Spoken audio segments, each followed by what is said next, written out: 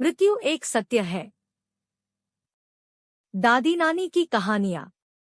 एक राधे श्याम नामक युवक था। स्वभाव का बड़ा ही शांत एवं सुविचारों वाला व्यक्ति था। उसका छोटा सा परिवार था जिसमें उसके माता पिता, पत्नी एवं 2 बच्चे थे। सभी से वो बेहद प्यार करता था। इसके अलावा वो कृष्ण भक्त था और सभी पर दया भाव रखता था। जरूरतमंद की सेवा करता था, किसी को दुख नहीं देता था। उसके इन्हीं गुणों के कारण श्री कृष्ण उससे बहुत प्रसन्न थे और सदैव उसके साथ रहते थे। और राधे श्याम अपने कृष्ण को देख भी सकता था और बातें भी करता था। इसके बावजूद उसने कभी ईश्वर से कुछ नहीं मांगा।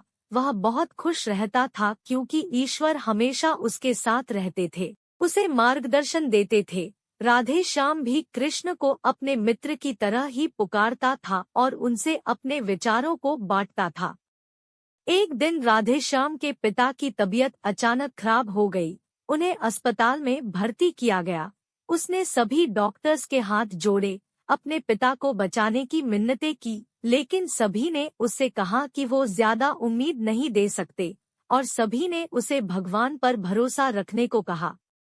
तभी राधे श्याम को कृष्ण का ख्याल आया और उसने अपने कृष्ण को पुकारा। कृष्ण दौड़े चले आए। राधे श्याम ने कहा, मित्र, तुम तो भगवान हो, मेरे पिता को बचा लो। कृष्ण ने कहा, मित्र, ये मेरे हाथों में नहीं है। अगर मृत्यु का समय होगा तो होना तय है।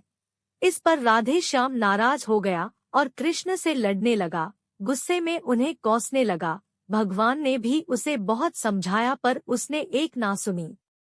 तब भगवान कृष्ण ने उससे कहा, मित्र, मैं तुम्हारी मदद कर सकता हूँ, लेकिन इसके लिए तुम्हें एक कार्य करना होगा। राधे श्याम ने तुरंत पूछा, कैसा कार्य? कृष्ण ने कहा, तुम्हें किसी एक घर से मुट्ठी भर ज्वार लानी होगी और ध्यान रखना होगा कि उस परिवार में कभी किसी की मृत्यु न हुई हो। राधे श्याम झट से हाँ बोलकर तलाश में निकल गया। उसने कई दरवाजे खटखटाए। हर घर में ज्वार तो होती, लेकिन ऐसा कोई नहीं होता जिनके परिवार में किसी की मृत्यु न हुई हो। किसी का पिता, किसी का दादा, किसी का भाई, माँ, काकी या बहन। 2 दिन तक भटकने के बाद भी राधे श्याम को ऐसा एक भी घर नहीं मिला। तब उसे इस बात का एहसास हुआ कि मृत्यु एक अटल सत्य है। इसका सामना सभी को करना होता है। इससे कोई नहीं भाग सकता और वो अपने व्यवहार के लिए कृष्ण से क्षमा मांगता है और निर्णय लेता है, जब तक उसके पिता जीवित हैं, उनकी सेवा करेगा। थोड़े दिनों बाद राधे श्याम के पिता स्वर्ग सिधार जाते हैं। उसे दुख तो होता है, लेकिन ईश्वर की दी उस सीख के कारण उसका मन शांत रहता है। दोस्तों, इसी प्रकार हम सभी को इस सच को स्वीकार करना चाहिए कि मृत्यु एक अटल सत्य है।